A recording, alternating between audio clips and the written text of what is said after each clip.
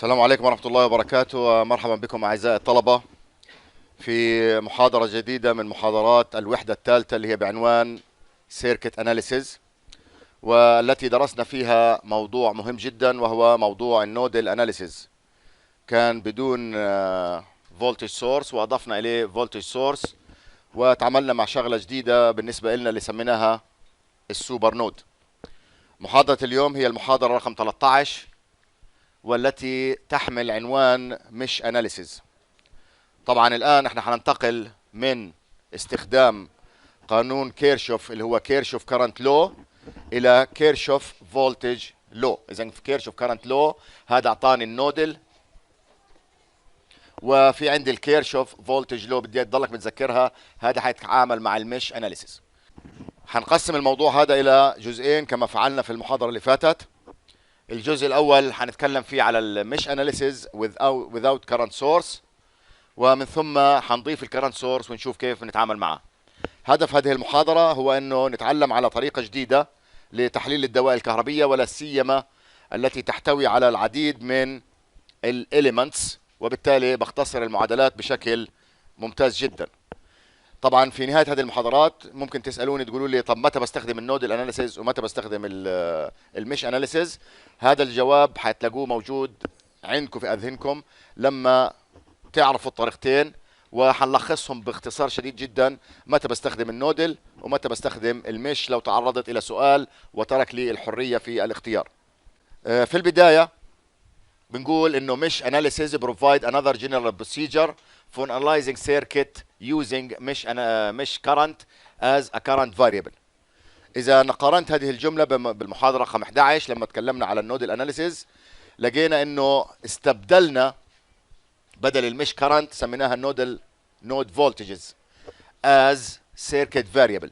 طبعا السيركت فاريبل اللي هي متغيرات الدائرة الكهربية، واحنا كنا نتعامل مع متغيرات الدائرة الكهربية اللي هي الجهد مجهول على كل عنصر من عناصر الدائرة الكهربية والكرنت. اذا كان معادلاتي تكون متمحورة على مين؟ على عناصر الدائرة الكهربية اللي هي الكرنت سورس، الفولتج سورس، المقاومات. اذا كان عددها كبير معناته المعادلات ايش؟ بتكتر، ولا سيما انه حيكون كل واحدة فيها تيار وفي إلها ايش؟ فرق جهد، واضطرينا نستخدم كيرشوف لو مع قوانين توزيع التيار وتوزيع الجهد. اما لما ننتقل الى التعامل مع النودز، العقد عادة بتكون بتجمع اكثر من إلمنت مع بعض، وبالتالي عدد المعادلات ايش؟ يختصر. اليوم احنا هنتعامل مع شغلة بسموها المش، والمش في الحقيقة هي اللوب. المش هي عبارة عن ايش؟ اللوب، ولكن اعطيت اسم مش، هتعرف كمان شوية ليش. اذا هنستخدم المش كرنت اللي هو التيار اللي مار في اللوب هذه as a circuit variable. اذا الان صارت معادلاتك جميعا تعتمد على مين؟ عددها يعتمد على عدد المشز التي موجودة في الدائرة. مثلا لو بدنا نعرف ايش هي المش، المش is a loop which does not contain any other loop within it. ايش معنى ذلك؟ معناته لو انت جيت طلعت على الدائرة هذه اللي هي معنونة A B C D E F G، A B E F هذه بنسميها مش، B C D E هذه بنسميها كمان مش. اما A B C D E F اللي هي الكبيرة هذه اسمها لوب ولكن ليست مش. ليش؟ لانه هذه تحتوي على اثنين في داخلها. اذا الباثز اللي بتحتوي على لوب ليس في داخلها any other loops اذا تسمى ايش؟ تسمى المش. اذا المش هي عبارة عن اسم جديد يضاف الى الاسماء التي نتعامل فيها في الدائرة الكهربية. الان بدنا نحدد المش كرنت. اذا انا عندي مش رقم 1 اللي هي على الشمال، عندي المش رقم 2 اللي هي على اليمين، وبالتالي بدي افترض كرنت I وكرنت I2 بيمر في المش رقم 2. الان بدي اياك تنتبه انه دائما وابدا سنصطلح على انه المش كرنت حيكون مع عقارب الساعة، هذا رقم 1. بدي اياك ايضا تركز معايا على انه اخترت سمول لتر للمش 1 وسمول لتر للمش 2، في حين تركنا الكابيتال لتر للتيار المارر في العنصر R1، وتركنا I2 للتيار اللي مارر في العنصر R2، بينما كابيتال I 3 بمر في العنصر رقم ايش؟ R3 اللي هي المقاومة R3. إذا أنت بإمكانك الآن تميز ما بين المش كرنت وتميز ما بين الإليمنت كرنت. واضحة الفكرة؟ إذا البرانش كرنت، إيش هو البرانش كرنت؟ هو التيار الذي يمر في كل عنصر من عناصر الدائرة الكهربية، في حين إن المش كرنت هو تيار إيش؟ اللوب بالكامل. إذا واضح جدا لك انك انت لما تستخدم المش current instead of the current element current as a circuit variable reduce the number of equation، لانه بدل ما تتعامل مع كيار واحد اثنين ثلاثة، هي ثلاث معادلات، اصبح لديك 1 2 بكفي. اذا انتقلنا من التعامل مع ثلاث معادلات. تتذكر قانون كيرشوف لما كنت تطبقه ايش كنت تعمل؟ تاخذ السيركت الاولى، تاخذ السيركت الثانيه وتطبق عند العقده عشان تجيب المعادله الثالثه، وتقول التيار اي واحد كابيتال بيساوي التيار اي 2 زائد اي 3. هذا الكلام اليوم مش حيلزمنا، حنشوف الطريقه بالتفصيل، ولكن node analysis apply Kirchhoff current law to find unknown voltages، هذه مهمه جدا اللي خدناها في المحاضره اللي فاتت، في حين انه المش analysis apply Kirchhoff voltage law حتى توجد ما يسمى بالايش؟ بالمش كرنت. لما بتعرف انت المش كرنت حتقدر تعرف ايش؟ المتغيرات الباقيه كلها. حنشوف هذا الكلام في الشريحه التاليه. اذا اول خطوه لما بتعامل فيها مع الدائره الكهربيه في عندي 4 خطوات. الخطوه رقم 1 ستيب نمبر 1 assign مش كرنت. ايش معنى assign مش كرنت؟ اعطي رموز للتيار المارر في كل حلقه اللي هي بنسميها المش. فاخترت الرمز I1 وسمول I2 وسمول I3 حسب عدد المشز اللي موجوده عندك لعند IN، وحناخدهم زي ما قلت لك مع عقارب الساعه. هذا اصطلاح بيننا كلنا، والكتاب ايضا بيدعم هذا الكلام. الان بدي اياك تكون على درايه تامه انه the mesh current I1 and I2 are not real. It is not possible to measure it. ايش معنى الكلام هذا؟ انه لا يوجد اميتر تستطيع ان تضعه في الدائره حتى يحسب ايش؟ المش كرنت. في حين الكابيتال اي اللي هو بنسميه البرانش كرنت اور اليمنت كرنت، هذا لو انت وضعت الاميتر هنا حطلع لك اي 1، لو حطيت الاميتر هنا حيعطي لك اي 3، ولو نقلته هنا حيعطي لك ايش؟ التيار اي 2. طيب ممكن انت تسالني سؤال وتقول ليش طيب المش كرنت غير قابل للقياس؟ لانه المش كرنت الذي يمر I1 في هذه السيركت عند المقاومة R3 هو عبارة عن ايش؟ هو عبارة عن جزء من التيار I1 وجزء من التيار I2، وبالتالي لا يمكن انك تفصلهم عن بعض، وبالتالي لا يوجد أداة قياس تستطيع انك تفصل I1 عن I2 عشان تحسب لك قديش قيمة التيار. لذلك لو انت تتبعت الخريطة هذه لو وجدت انه I1 تساوي I كابيتال 1، ولو وجدت انه I2 تساوي كابيتال I2، في حين انه I3 هي عبارة عن I1 ناقص I2. اذا I3 ايش بتساوي؟ هلقيت التيار I1 نازل في اتجاه، اذا بياخذ موجب I1، والتيار I2 طلع عكسها، اذا سالب I2. اذا تيار I3 في هذه اللحظة ايش بيساوي؟ I1 ناقص 2. وهذه طبعا فكرة اللي هو المش لوب انها اختصرت اللي هو التيار I3، لكن ظهر في صورة ايش؟ مش كرنت 1 ماينس مش كرنت 2. اذا حسبت المش كرنت بتقدر تعرف الباقي. طيب طالما حددت انت اللوب هذه، تستطيع انك تطبق الكيرشوف فولتج لو.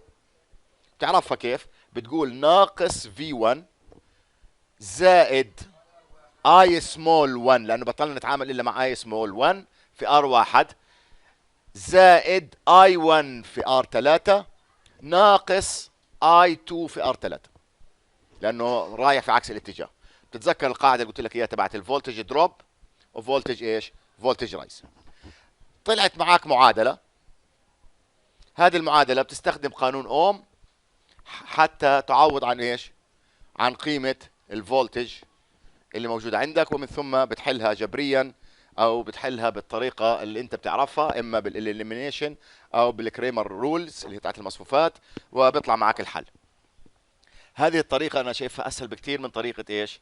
النودال اناليسيز، لانه هذه كانت عباره عن 5 خطوات، هذه 4 خطوات. هلقيتها بالنسبة إلي it is conventional to assume that the mesh current is clockwise. هذا الكلام بنأكد عليه مرة ثانية. The first step require the mesh current I1 و I2. طيب الآن تعال عند المش كرنت هذه ايش بتقول؟ بقول ناقص V1 زائد I1 في R زائد I2 I1 ناقص I2 في R3. هذا بتعطي لك مين؟ بتعطي لك اللي هو applying of Kirchhoff voltage law. فبيعطي لك عند المش 1 اللي هي المعادله اللي احنا حكيناها مع بعض. اتبع معايا مره ثانيه عشان تتاكد. ماينس V1 لانك طالع في الاتجاه هذا زائد R1 في سمول R في سمول I1 زائد R3 هذه بمر فيها I1 ناقص ايش؟ I2 بيساوي صفر. طيب تعال لي عاد على المش الثانية حنطبق نفس الكلام. طبعا لاحظ هنا انك انت ممكن تختصر هذه المعادلة بحيث انك تحط معاملات الاي في الاول وتحط معاملات الاي 2 في الثاني. فبتلاقي انه المش كرنت اي مضروبة في حاصل جمع المقاومات اللي في هذه المش ناقص التيار اللي تبع المش الثانية في المقاومة المشتركة اللي هي R3. حتنعكس هذه الآية معاك لما ايش؟ لما تتكلم على المش الثانية. روح خد بالك معايا المش الثانية ايش بدي اعمل؟ بدي اقول ناقص، لا بدي اقول موجب I2 في R2 زائد V2 هذا الباور سورس. بعدين هنا بتصير ايش؟ I2 في R ناقص I1 ايش؟ في R. لانه صارت الان I1 بالنسبه لمين؟ لR خاشه في عكس الايش؟ اتجاه اللوب تبعتي. فبتطلع معايا المعادله هذه. اذا R2 زي ما انت توقعت في I2 زائد الفولتج سورس واخذت R عامل مشترك R3 فظهر عندك I2 ناقص I1. خذ لي معاملات I1 لحال حتلاقيها بالسالب مضروبه في R3 زائد المش الثانيه الكرنت تبع المش الثانيه في حاصل جمع المقاومتين الموجودين في تلك المش يساوي ناقص فولت ناقص في.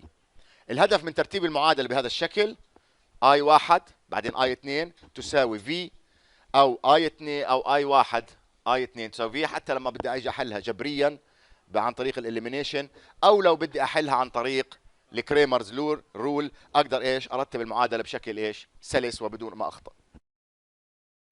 ترتيب المعادله بيكون بالطريقه التاليه. معاملات الاي 1 هي R1 زائد R3 ناقص R3 ناقص R3 R2 زائد R3 في I1 I2 اللي هم المجهولين.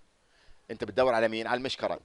الفولتج سورس والفولتج سورس V1 وV2 بالسالب. هدول طبعا اللي هم القيم اللي معطاه لك في الفولت تبع الدائره الكهربيه. الان نحل مثال على هذا الكلام عشان نتاكد حالنا فاهمين ولا لا. المطلوب واضح. find the branch current I1 I2 I3 كتبت كابيتال لتر وفي الامتحان بدك تنتبه جيدا. هل انا طالب منك المش كرنت ولا البرانش كرنت ولا الاليمنت كرنت؟ الاليمنت كرنت والبرانش كرنت زي بعض. اما المش كرنت اللي هو بدك تحسبه عن طريق المش اناليسيس. انا هنا في السؤال ايش محدد لك؟ using mesh analysis. خلصنا. اول خطوه بطلع على الدائره الكهربيه تبعتي. هل في انا عندي كرنت سورس؟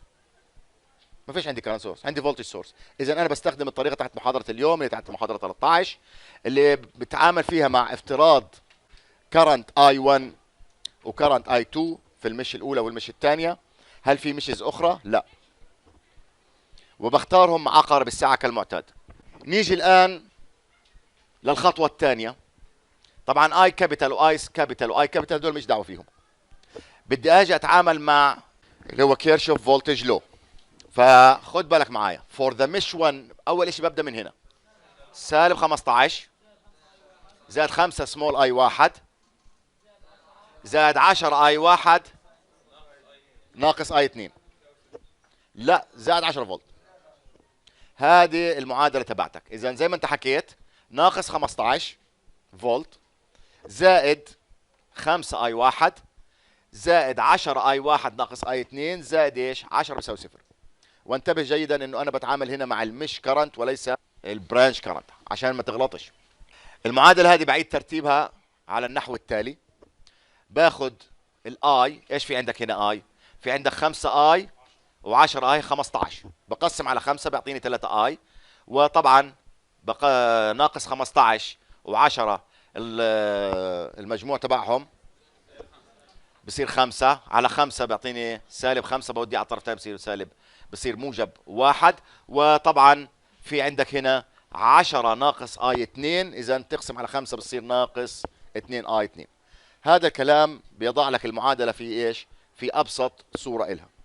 طيب عندي مجهولين، المجهول الاول اي 1، المجهول الثاني اي 2. بلزمني المعادله الثانيه. المعادله الثانيه من وين بجيبها؟ بجيبها من مش الثانيه. كما فعلت بعيد الكره مره ثانيه في المش 2، وببدا من 6 اي 2، 4 اي 2، بعدين سالب 10 فولت، بعدين هنا ايش بكون؟ موجب 10 في اي 2 ناقص اي 1 اللي هي هاي. والقاسم المشترك بينهم لو قسمت على 2 واخذت الاي لحال والاي 2 لحال، فبصير عندي امكانيه اني اعوض عن اي 1 في المعادله الاولى واطلع قيمه التيار اي 1 والتيار اي 2. هذه طريقه اللي هو بنسميها طريقه الايش؟ الاليمينيشن ميثود. فالمعادلتين لازم يكونوا قدامك، واوتوماتيك بترفع اي 1. ايش بدك تحط مكانها؟ مكان اي 1 هنا 3 في 2 صارت 6 اي 2 ناقص 3 ناقص 2 اي 2 اللي هي كانت من الاول تساوي 1. اذا بصير عندك 4 اي 2 بيساوي 4، اذا اي 2 بتساوي ايش؟ بتساوي 1. عوض هنا 2 في 1 في المعادله الثانيه، 2 في 1 ب 2 ناقص 1، اذا التيار الاول بيساوي 1 امبير والتيار الثاني ايضا بيساوي 1 امبير. هذا بيتركنا مع التيار اي 3 بالضبط. طبعا هو طالب منك، مش طالب منك المش كرنت، طالب منك البرانش كرنت. فايش بعمل؟ بروح برجع الى اللوب تبعتي انه اي 1 كابيتال بيساوي المش كرنت بيساوي 1 امبير، هذا بيساوي 1 امبير، واي 3 هو جاي في اتجاه اي 1 وعكس اتجاه اي 2، اذا اي 3 بيساوي اي 1 زائد اي 2، اسف اي 1 ناقص اي 2، اذا اي 3 بيساوي ايش؟ بيساوي 0. وبالتالي هذا الفرع بمرش فيه تيار. اذا انت بتتوقع انه طالما التيار طلع موجب، اذا التيار طالع لفوق من الفولتج سورس رايح في هذا الاتجاه ومكمل هذه الدائره بدون ان يمر تيار في الفرع هذا. هذا بالنسبه لمين؟ لطريقه الاليمينيشن او السبستيوشن. نيجي لطريقه الكريمرز. لقيتها هذه المعادله بدي ارتبها بحيث انها تصير زي هاي نفس الشكل. فايش بدي اعمل؟ بدي اخذ الاثنين اي 2 الى الطرف الثاني فبصير بالسالب. طالما صارت بالسالب اذا بقدر احط المعادله تبعتي، فبتصير عندي 3 وناقص 2 وعندك سالب 1 و2. نفس الفكره. لقيتها هاي اي 1 تساوي 2 اي 2 ناقص 1. ماخذ بالك؟ لقيتها تعلي هنا ودي هذه اي 1 وديها على الطرف هذا وهذه وديها على الطرف هذا لهدف بسيط جدا، اني انا اتخلص من اشاره السالب تبعت الواحد عشان لما اضرب في المصفوفه ما اتخربطش. لكن كلها في الاخر ايش بتصير؟ بتصير زي بعض. اذا 2 اي 2 سالب اي 1 ايش بتساوي؟ 1. اذا لو انت بدك تصفطها سالب اي 1 زائد 2 اي 2 ايش بتساوي؟ 1. لذلك ظهرت عندك سالب 1 هنا وصارت عندك 2 في الطرف الثاني، واي 1 واي 2 هم المجاهيل تبعونك في المصفوفه الثانيه بتساوي 1 و1. طبعا طريقه الحل للمصفوفه هذه انك بدك تجيب المحدد، واي 1 ايش بتساوي؟ بتساوي دلتا 1 على دلتا، واي 2 بتساوي دلتا 2 على 2. اذا هذه بتطلع ايش عباره عن؟ تضرب 3 في 2 ناقص وهذا موجب، اذا صارت عندي 6 ناقص 2 بيعطيني 4. لما تيجي تحسب الاي 1 الان ايش بتعمل؟ بتشيل العمود الاول 3 وناقص 1 بتحط وبتحسب، بصير عندك 1 و1 وسالب 2 و2. فبصير عندك 1 في 2 ب2 ناقص 2، لانه ناقص مع ناقص بصير موجب، فبصير عندك 2 زائد 2 بيساوي 4. هذا بيقودك الى المعادله الثالثه، تطلع برضه 4. اذا كما فعلنا في السابق، ده اي 1 بيساوي دلتا 1 على دلتا بيساوي 1 امبير، واي 2 بيساوي دلتا 2 على دلتا بيساوي 1 امبير. نفس الطريقتين طلعوا نفس الحل. عاده لما بيكون عندك معادلتين من الافضل انك تحلهم ايش؟ باستخدام الاليمينيشن او سبستيتيوشن. لما يكون عندك ثلاث معادلات او ثلاث مجاهيل، استخدم طريقه كريمرز رول لانها طريقه سهله وبسيطه. صح هي بتاخذ وقت لكن بتعطيك نتائج مضمونه. خلينا ناخذ مثال اخر. عندك ثلاثه المش الاولى والثانيه والثالثه. انتبه الان عشان كيف بدنا نصفط المعادلات حتى ما نغلطش. اللي طالب منك use mesh analysis to find I naught. طب اين هي في I naught؟ I naught هي اللي هي وين؟ جايه في الفرع اللي في الوسط.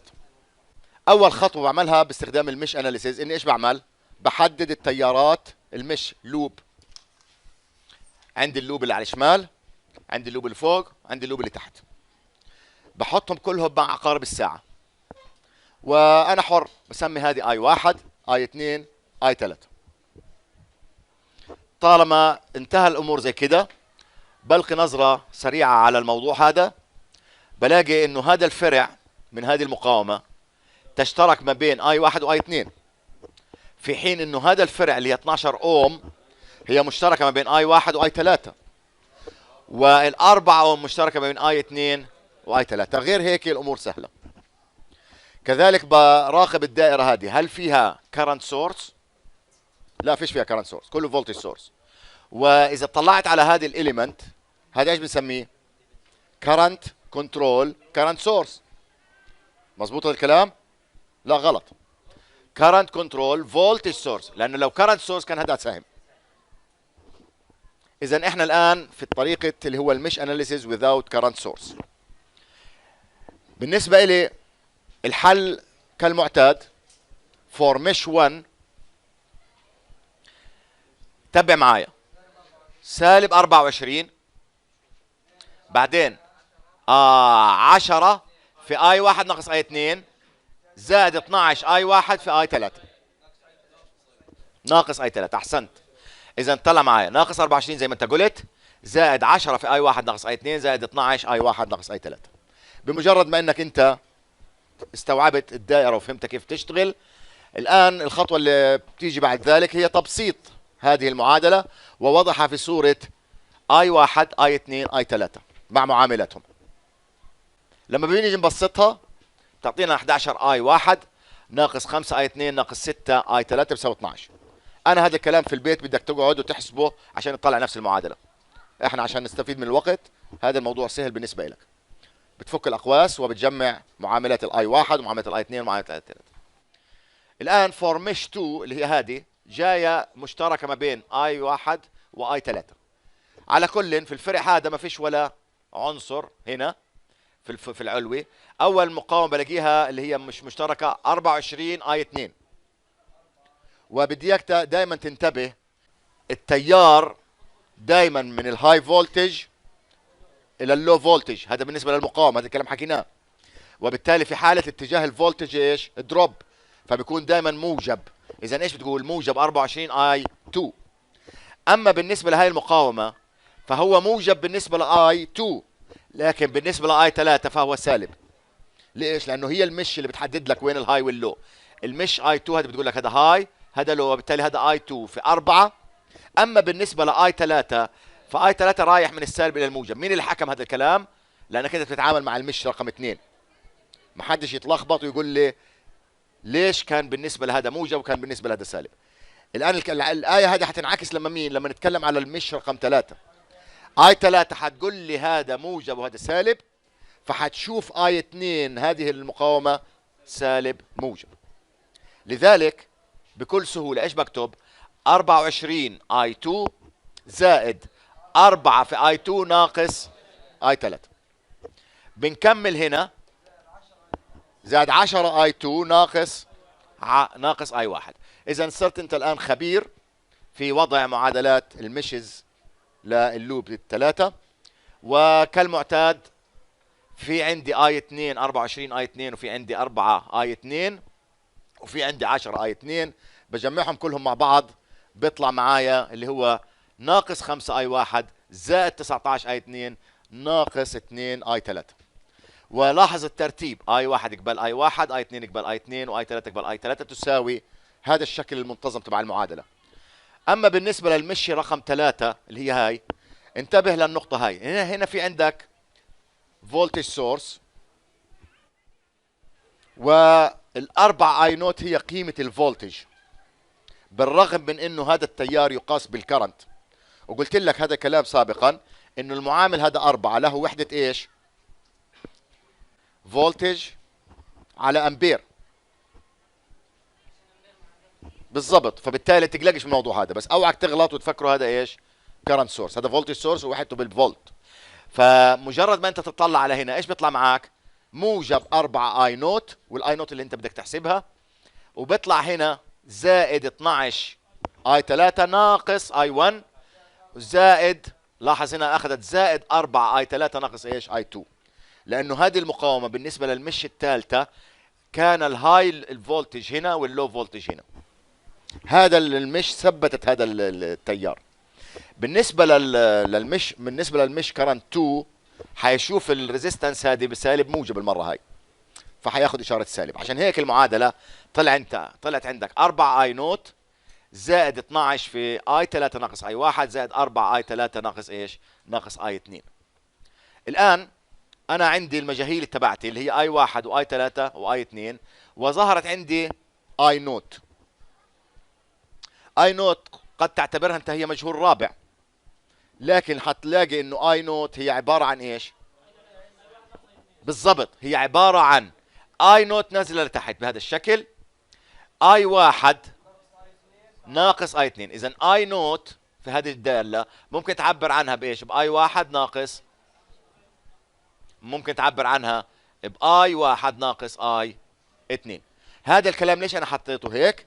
لانه هذا السهم نازل لتحت، وهذا التيار اي 1 نازل لتحت، وهذا التيار طالع لفوق اللي هو اي 2. فاوتوماتيك بتصير هذا الكلام.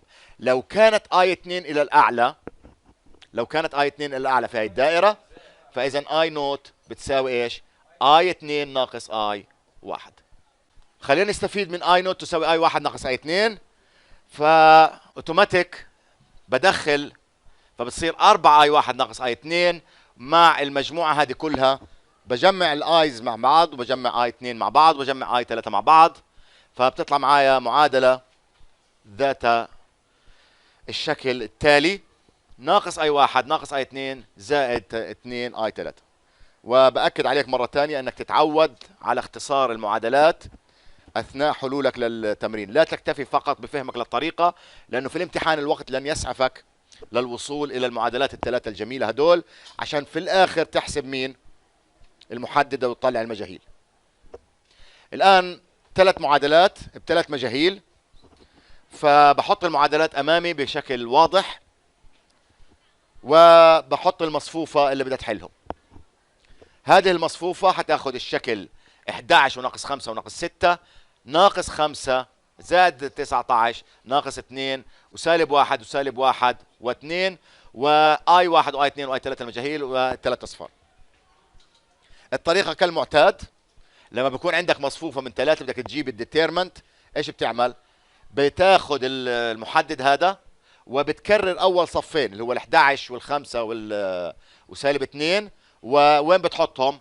بتحطهم تحت بهذا الشكل. اذا انت اخذت النموذج هذا اللي عليه باللون الاصفر وكررته وين؟ كررته تحت. الان بتشغل الآلة الحاسبة تبعتك وبتضرب من الشمال الى اليمين. هذه بنسميها الاقطار. 11 في 19 في 2 هذه بالموجب، زائد سالب في سالب موجب في سالب صارت سالب، وبتكمل بالطريقة اللي انت بتعرفها. بيطلع معك الإجابة 192. هذا الرقم مهم جدا لأنه حيدخل في القسمة عليه فيما بعد. نيجي الآن للتيار اي 1. كيف بدي أجيبه؟ بروح بشيل العمود الأول وبحط مكانه 12 صفر صفر اللي هو ما يساوي، وبروح باخذ الاثنين الجداد، الصفين الجداد اللي طلعوا وبنزلهم تحت، وبشغل الآلة الحاسبة وبحسب الأقطار قديش حاصل ضربهم، ولوجود الأصفار هذه بتخلي القيمة بتساوي صفر، بتسهل عليك. الدلتا 2 بحسبها بنفس الطريقة، بستبدل 12 صفر صفر في مكانها، وحطيت لك اللون الأصفر حتى تراها بمجرد ما انك تطلع على المراجعة لما تيجي تراجع. واخيرا دلتا 3 برضه بستبدل العمود الاخير ب 12 صفر صفر، ومن ثم بستبدل اول صفين بحطهم تحت وبضرب الاقطار بيطلع معك اللي هو 288. الان الطريقه بتعيد نفسها مره ثانيه، بقسم القيم هذه كلها على 192 عشان نحسب الايش، نحسب المش كرنت اي 1 واي 2 واي 3. هذا هم الثلاثه كرنت. لاحظ انهم طلعوا كلهم بالموجب، اذا ضل عليك تحسب مين؟ اي نوت اللي هو طالبه منك في السؤال. فكل ما هنالك بتطرح اي 1 ناقص اي 2، اي 1 ناقص اي 2 بيطلع معاه قيمه اللي هو اي نوت 1.5 بالموجب. اذا الاتجاهات كانت صحيحه وكله كان ايش 100%. طبعا عشان نحقق الهدف هدول المسائل بدي اترك لك اياهم. لاحظ هنا عندك 2 ميشز، عندك هنا 3، هنا عندك مرة ثانية 2، هنا 2، هنا 3. اتعود عليهم مرة و2 و3 عشان في الامتحان إذا كان متروك لك لحل هذا السؤال 10 دقائق تحله في 10 دقائق مش في نص ساعة. ونلتقي في المحاضرة القادمة، والسلام عليكم ورحمة الله وبركاته.